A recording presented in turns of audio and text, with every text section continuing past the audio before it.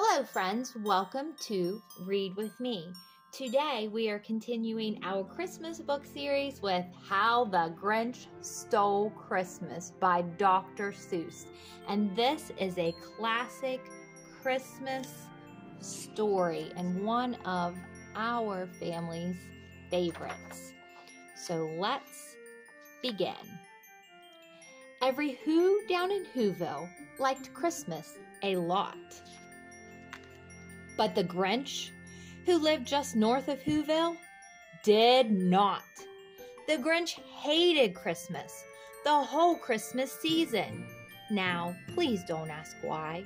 No one quite knows the reason. It could be his head wasn't screwed on just right.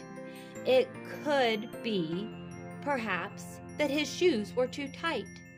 But I think that the most likely reason of all may have been that his heart was 2 sizes too small.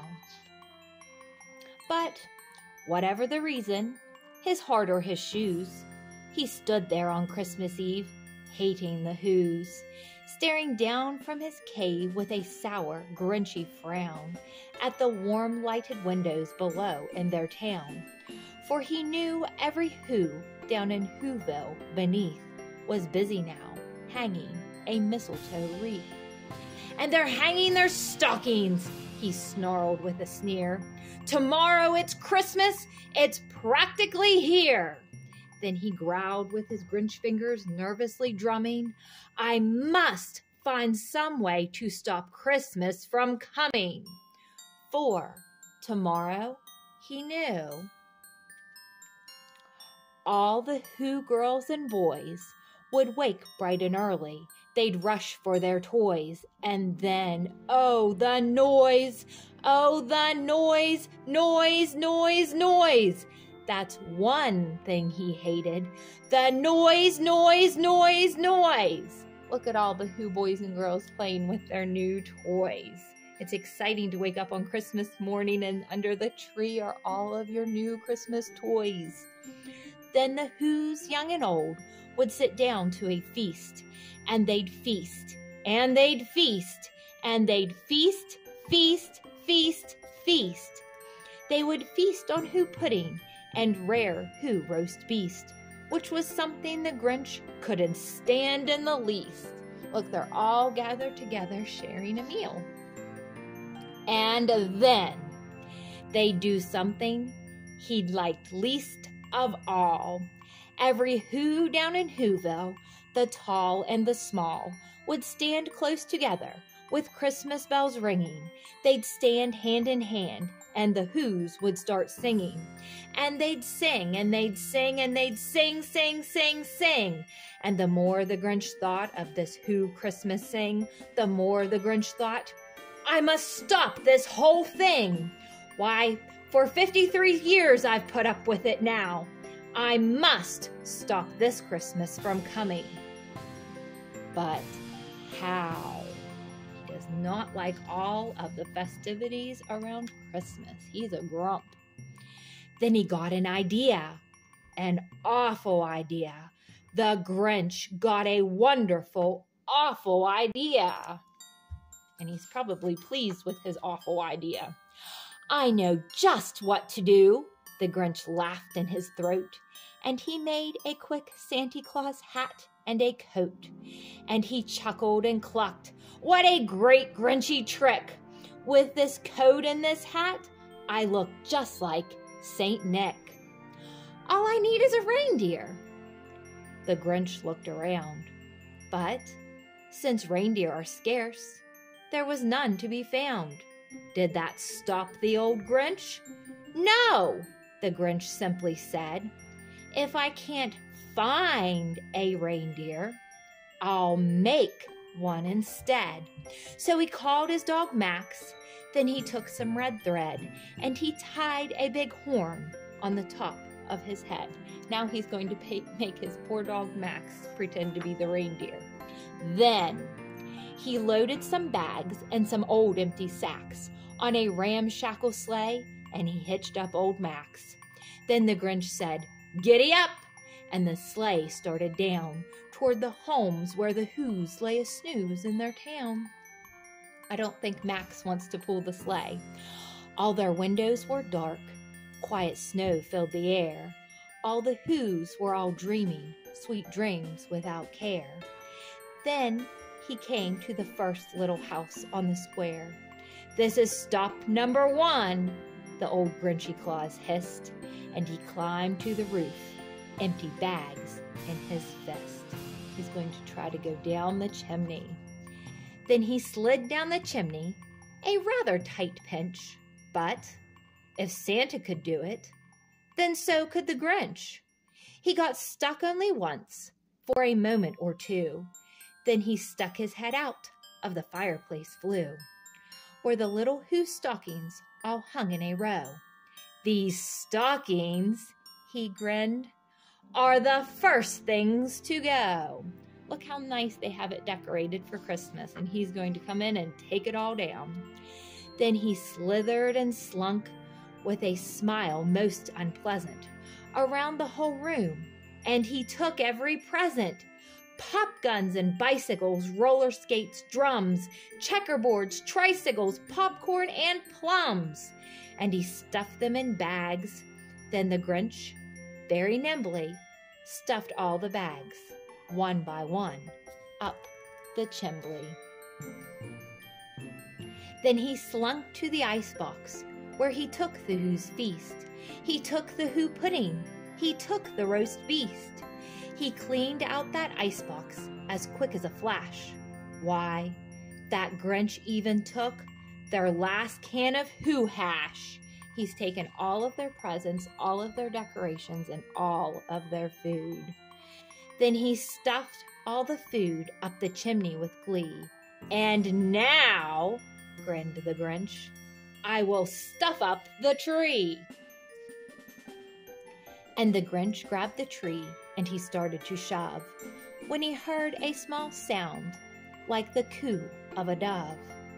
He turned around fast and he saw a small Who, little Cindy Lou who was not more than 2. The Grinch had been caught by this tiny Who daughter, who'd got out of bed for a cup of cold water.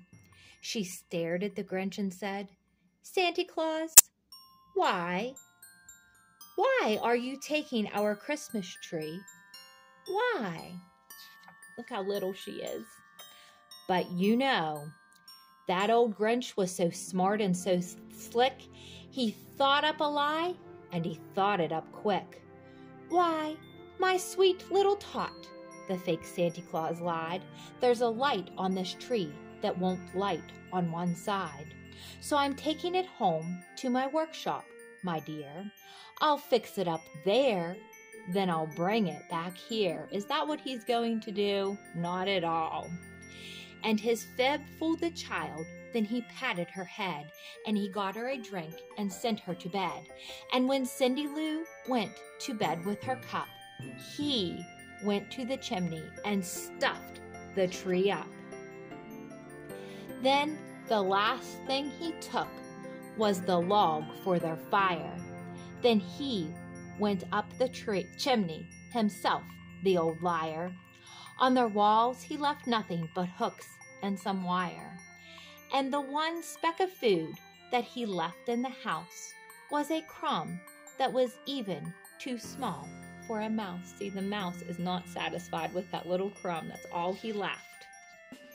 Then he did the same thing to the other Who's houses, leaving crumbs much too small for the other Who's mouses.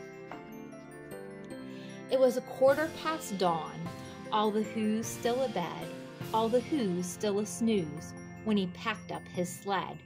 Packed it up with their presents, the ribbons, the wrappings, the tags and the tinsel, the trimmings, the trappings. Look how full his sled is. 3,000 feet up the side of Mount Crumpet, he rode with his load to the tip-top to dump it. "Pooh-pooh to the Who's," he was grinchishly humming. "They're finding out now that no Christmas is coming. They're just waking up I know just what they'll do. Their mouths will hang open a minute or two. Then the Whos down in Whoville will all cry, boo-hoo. He thinks it's going to be funny. He thinks he's going to stop Christmas. But is he? That's a noise, grinned the Grinch, that I simply must hear. So he paused, and the Grinch put his hand to his ear. And he did hear a sound rising over the snow. It started in low, then it started to grow. Do you think it's going to be crying and boo-hooing? But the sound wasn't sad. No, they're not sad. Why, this sound sounded merry. It couldn't be so, but it was merry, very. He stared down at Whoville. The Grinch popped his eyes. Then he shook. What he saw was a shocking surprise. Every Who down in Whoville, the tall and the small, was singing without any presents at all. He hadn't stopped Christmas from coming. It came. Somehow or other, it came just the same. See, they're not sad. They're still celebrating. And the Grinch, with his Grinch feet ice cold in the snow, stood puzzling and puzzling. How could it be so? It came without ribbons. It came without tags. It came without packages, boxes, or bags. And he puzzled 3 hours till his puzzler was sore. Then the Grinch thought of something he hadn't before. Maybe Christmas, he thought, doesn't come from a store. Maybe Christmas, perhaps, means a little bit more. And what happened then? Well, in Whoville they say that the Grinch's small heart grew 3 sizes that day. And the minute his heart didn't feel quite so tight, he whizzed with his load through the bright morning light. And he brought back the toys and the food for the feast. And look, he's going back down the mountain. He's choosing the right thing. He's making the right decision. He's returning everything. He himself, the Grinch, carved the roast beast. Thank you for watching. I hope that you enjoyed the Grinch. Please consider giving me a thumbs up for this video and subscribing to my channel. And if you've already done that, thank you so much for your support. Until next time, and have a Merry Christmas.